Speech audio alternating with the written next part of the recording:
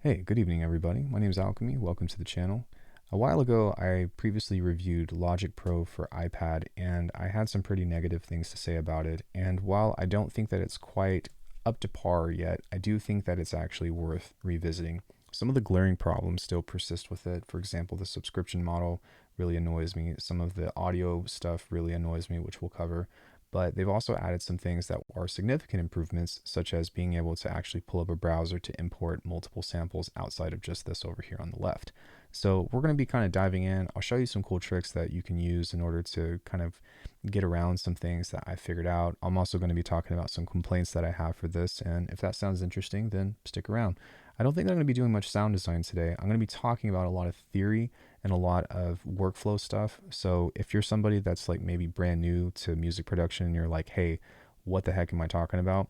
This is more so for people that kind of have a little bit of experience that are like, I'm really considering on whether or not I can make a professional track for iPad.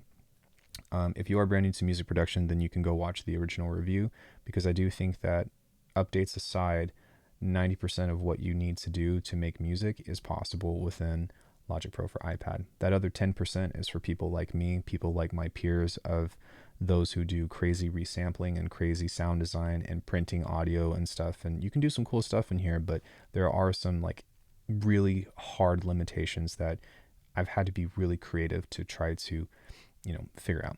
So anyways, if you think that this is going to be interesting, then stick around. I'm going to try not to waste your time, and otherwise enjoy my soothing voice and the lovely stained glass lamp. And let's talk about what's new within Logic Pro for iPad. So the biggest thing that I think should be brought up first is that we actually have the ability to import samples with the outside folder. Beforehand, there was no way to do that. You either had to like switch in between tabs, but now they actually address that with being able to use a split view, being able to pull up our samples here and import, any kind of samples that we might have. So I can go into the rolling sampler, which I have from the computer. All of these are unlabeled. I have no idea what it is, but if I want to select multiple things, I can do that, which is great. And from this, I can just hold this, kind of drag that over. And now look, we've got a bunch of different stuff over here as multiple tracks. So that's really nice. This was one of the biggest things that I complained about, because previously you either had to use the pre-built samples that were within Logic via the browser like this, or you had to do all your sound design from scratch. And that's pretty challenging for most people. And sometimes it just didn't work it wasn't very streamlined. So it's a great start, I think, but I still think that we should just be able to pull up our files and our folders through this audio browser here, especially because we have to come into this, go into split view, then find our folder, then pull this up, and then when we're done, we have to close it. So that's like 5 steps in order to just pull up our sample browser, and that kind of stinks. I know that there are some great sounds in here or whatever, but dude, I'm somebody that makes my own stuff and I want to be able to use my own stuff. I'd like you to not put barriers behind that in which to just upload my stupid snare that probably sounds like shit anyways, but let me have my shitty snare. I'd really appreciate that. So with that being said, that's not a deal breaker, but it is an update and I'll take it. The other thing that I really like that has been worth revisiting is that we can actually, let me go to trim, let me hold this and move this over. We can actually edit audio a lot easier now. Beforehand, the cutting and stuff was really clunky, but if we turn the snapping off on this, this is actually a lot more responsive in which to find our cuts and get really granular with where we want to isolate our transients and stuff.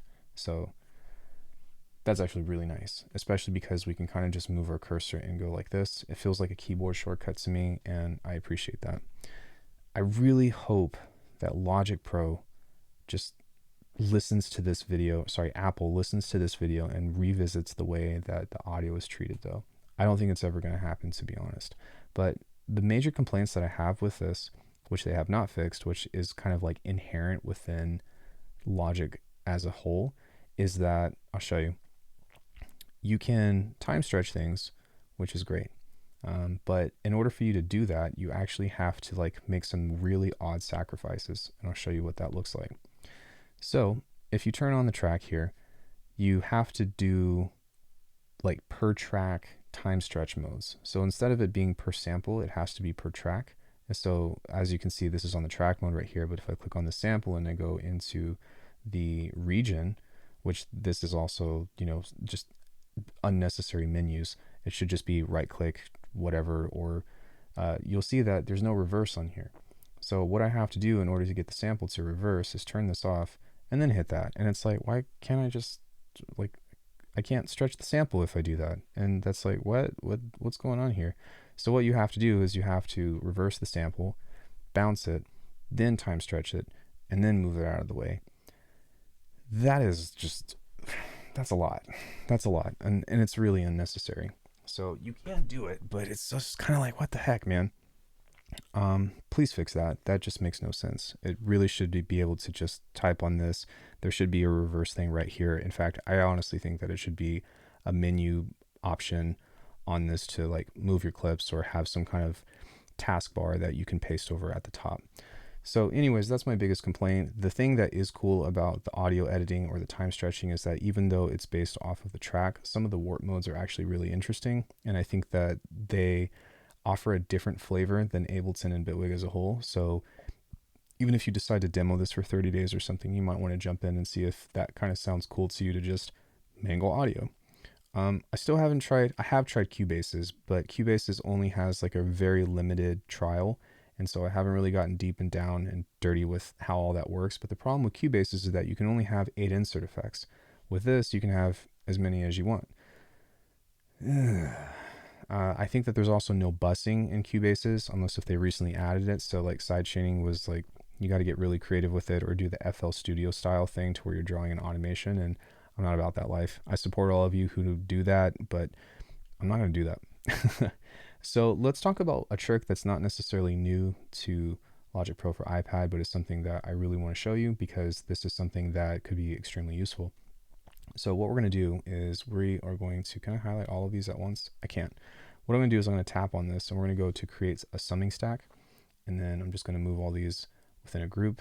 And that's basically what this is. So it's not a group, it's a summing stack, but it works as a group. That's just something for the vocabulary. Now, what I'm going to do is I'm going to go to this and we are actually going to go to a send. I'm going to create a new send. We're going to create a new bus. Now behind this, we need to make sure that we turn this up because otherwise we aren't going to be able to utilize the return track. So we can kind of just set something like this. And then on the audio effects here, we can actually use something that is a recorder, kind of like Koala Sampler. Now, what's sick about this is once this is up, we can actually use this as a pseudo rolling sampler because I can just type this up whenever we're going here and you see how it's recording now. So I can highlight over this, hit play. That was supposed to hit play wherever it was. I'm gonna move this out of the way. Let's hit play over here, maybe. Of this bus, when we pull this up, if we hit stop, you'll see that we recorded that. And so this is a really fast way for you to actually export sounds outside because that's another issue that I have with Logic Pro. Once you bounce stuff, there's no way to get it out unless if you do it this way. You can just put Koala Sampler at the edge of your track if you want to. So let's say you wanted to do it on here. You can add it to as a track audio effect, but the problem is that you'll actually lose your audio. So you kind of have to time it out. If you're comfortable with that, that's okay. But I like doing it with the send because I can send anything to it and then I can actually continue to mangle some of the samples through here via the effects that are available within Koala Sampler and then bounce them and save them onto my sample folder. So I'd really like the ability to like have some kind of cross drag thing, since we already have the ability to do our split view, like why can I not just pull my files up and go like, I don't know, new folder and take this and kind of hold on to it this way. We need to go to clip here or something, or just like go to hold and mangle or something and be able to drag it out. Maybe that's a pipe dream. Maybe that's just not possible with what's going on here. But if anybody else is developing a DAW, that would be extremely useful to be able to kind of move back and forth and have this interchangeability in between. So that's one thing. Now, the other thing that I think is really worth talking about, though, that could be just as interesting, if not more, is that we've got this thing called Quick Sample. And the reason why this is important is because they actually added an update here that is pretty kick-ass. So if we go here and we go into the Quick Sampler, what we have is just a very fast way to do sampling and stuff as a whole. But if we were to, hold on, go back and drag something like this into a new track, the other option that we have now is Drum Machine Designer. And what's cool about this is that through all these different slices that this can create, and you can set it to create as many slices as you want to or whatever, you can also edit this if you need to. Let's go into this one, go into the edit, go into here, we're going to go into the track, and then we're going to open this up, and then we can actually set this into slice modes and all that stuff. But as you can see, this is a editor on here, and within all of these different banks, you can actually apply different effects, which is really cool. And the other thing is that you can actually use, let me see if I can find it on here. You can actually hit this guy right here, and you can actually drag this into a new folder as well. So check this out. I'm going to go in and I'm going to lower this so that way we can go back to the timeline. But if I scroll down right here and I want to pull this out into a new track, we just need to go here, or I think that we can actually go copy.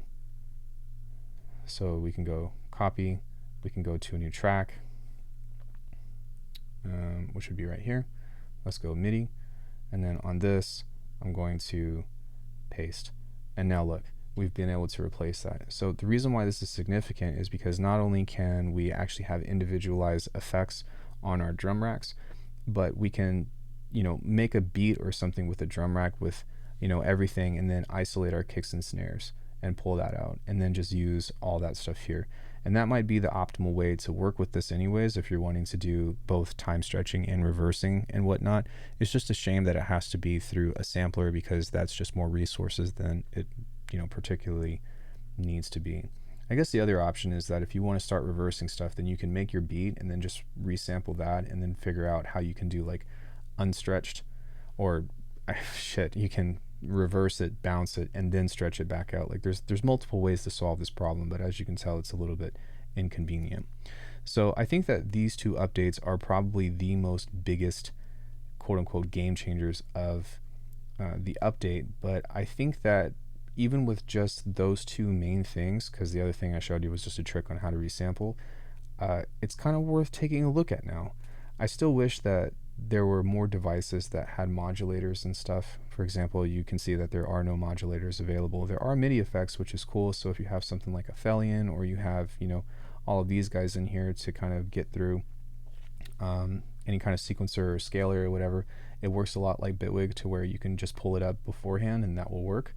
But yeah, it's still interesting to see how all that stuff works. I think before we go, I do want to show you one more trick though, and that's just basically how to resample if you are not doing the koala sampler method. So what I want to do is we're going to open this up, and I am going to just create a new track. So I'm going to go new audio track. Now let's say I want to record whatever the heck is within this right here. What we have to do in order to get this to go is we need to actually open up this guy, which is the, mixer tab, and we need to send this bus, or sorry, this group into a bus. Let's just go, I don't know, some one. Now that we are sending that out, what we can do is tap this guy, and we're going to go here and go from the input into that bus, and then we're just going to go some one. Now we open this up and we go record, and you can see. Sounds great, right? That wasn't supposed to happen. That's a bug. But as you can tell, that still is the way that we can resample all this stuff in which to get the sounds that we need to. My guess was that we had some kind of bug with rolling sampler, but this works 9 out of the 10 times. As you can see, I'm glad that some of this stuff is still popping up, because I'm not here to sell you on Logic Pro for iPad. I'm here to show you what the heck is going on. And unfortunately, sometimes this just does weird stuff. Or bugs out. So I'm hoping that this stuff will be hashed out, but even still, the method is tried and true in which to be able to get stuff out of this. That's going to be my next banger right there. I'm just kidding. But the possibilities are actually there now, and I think that the importing was a big game changer for actually getting my own stuff in here. I still think that it's a little bit clunky, but it's got everything you need technically. You can add in your effects. If you've got stuff like Drambo, then you can do your modulators and stuff. The automation is still pretty ass, I'll admit that. So for example, I guess, I don't know, I was going with a different point, but if we go into our automation here, and we open this up, then we can go into the editor and figure out what it is that we want to automate. And unfortunately, like, you only have so many things. Like, for example, you can't automate the pitch on this. What you'd have to do instead is use a really actually handy effect called a pitch shifter or something like that. I think that is just titled pitch shifter, and then you can automate the pitch shifter to go up. But the weird thing about it is that it goes in steps. So I don't know, it's just kind of strange. But if we go to pitch on here, pitch shifter, and we go into our semitones here, then what we can do is go into that automation, move this down, go into pitch shifter, and then go into sense or semitones. But what's really like odd is, watch this. you can't you can't do lines. You have to do like small tiny little lines in which to like look at this. So it's not like the end of the world, but it is really strange that I can't just like create a double line or whatever when I can do that with other things, you know. And that, I guess maybe it's just the parameter itself, but as you can see, it's kind of annoying to work with, and you really have to kind of get down and dirty. But it is cool that you can at least do that, I guess. Not everything can be automated. That's why I say, if you can get yourself some sense that has its own internal modulation, then that's going to take you the furthest, because trying to do it with all this stuff is just kind of a pain in the ass.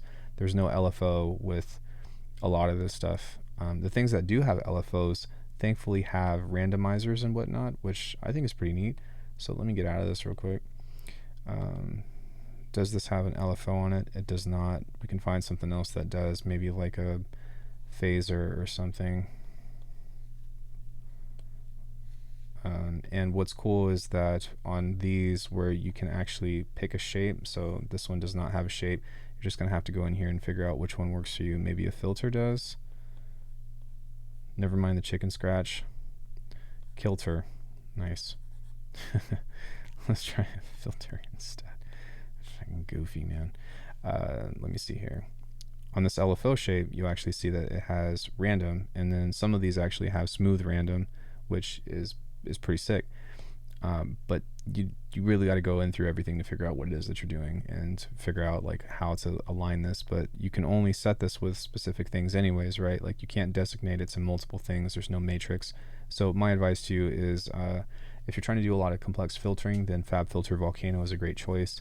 Also, if you're trying to do like just crazy sound design in general, most of the FabFilter stuff for the creative suite, so Timeless, Volcano, Pro Q3, at least for automation anyways, Pro Q3 is good. What else is there? I don't know, I can just type in fab. Get fabulous. Cancel. I don't know, that's kind of odd that didn't pull up. Let me see here. Yeah, so Saturn 2 and Timeless 3 and Volcano. That's kind of odd that Volcano's not popping up, but okay. Yeah, sometimes like stuff just disappears on you, kind of like a ghost. So for example, this one is known to be pretty pushy, no pun intended, but a lot of times this will actually break the project. I don't know why. I don't know if it's the program itself or the developer. I don't have this issue with Ndrambo, but that's something that you'll have to be aware of as well. But yeah, basically the point of this story was having internal modulators to be able to be like, okay, I'm going to just let something go and not have to change or automate anything, or I can just work within the plugins themselves, as opposed to, you know, hey, I'm going to try to do like some crazy sound design by automating stuff on here, or by thinking that I'm going to set some LFOs to connect with each other. This DAW is not modular whatsoever. It is zero. What it does have is, in theory, the ability to cut up audio in a way that you would need it to, and you can add as many third-party effects as you need to, and then it also has some decent resampling abilities. It is not Ableton, it's not Logic Pro for Mac, it's not Bitwig by any means. It's a vessel if you want to try something different for $5 a month or for $60 a year, to which I still think that the subscription model is ridiculous. Apple, give me a buyout option. I'll pay it. You know, if it's $100, I'll pay for it. You know, it's twice as expensive or whatever, and if you want to charge for, some kind of update or something. But like, I want to own my software. I don't want it to be locked out and have to, constantly monitor another transaction that is recurring. I don't like recurring transactions. I got enough bills and shit to worry about. So please give us a buyout option. Like, you'll make more money, I promise. So in any case, all in all, I do think that this has definitely become worth looking at again because of the feature updates, and the audio stuff when it works is not terrible. It's just very quirky. But I am curious to maybe try to make a couple of beats in here in the future, and maybe we'll be doing that on a live stream to see what that could look like. But aside from that, it's kind of, it's getting there. It's not perfect, but it's kind of getting there.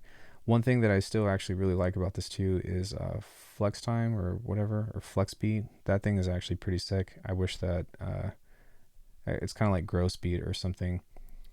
I don't know, flex beat or something. Flux Pro. No, that's a that's a VST. I've got way too many of these. But anyways, there's a cool beat mangler in here that's pretty sick, and that's kind of odd that they have stuff like that, but like that's the only thing that they have. I definitely would like to see a lot more of that. Let me see if I can find it. Flanger, micro flanger, chorus, utility, Apple. I don't know. It's in here somewhere. You can go look it up, but I don't want to waste your time. So yeah, with that though, I think that we're getting there. And if you all have any questions about Logic Pro for iPad, let me know. And I think that's pretty much the only thoughts that I have regarding that. Oh, one more update that they do have is they finally added the ability to rearrange this outside of the mixer view. I don't think that this was previously available, so that is a big deal to me too, because before you had to go into this and go into the mixer and then do it this way. I'm so glad that I don't have to do that anymore. And I don't think that was something that you could do previously. But in any case, thank you all so much for watching. Let me know if you have any questions, and I'll be keeping my eye on this in the future. Like, no, of course not. I'm not going to be switching full time or whatever. Write beats in Koala Sampler. That's probably the easiest way to just get your ideas down and do your sound design in Drambo. I still believe get behind that for iPad workflow. But I do want to figure this out with you all. I do want to go on this journey and be like, okay, where does this lead? Because it could be something really amazing on the other side. So anyways, I'm done wasting your time. Thank you all so much for watching, and I will see you in the next one.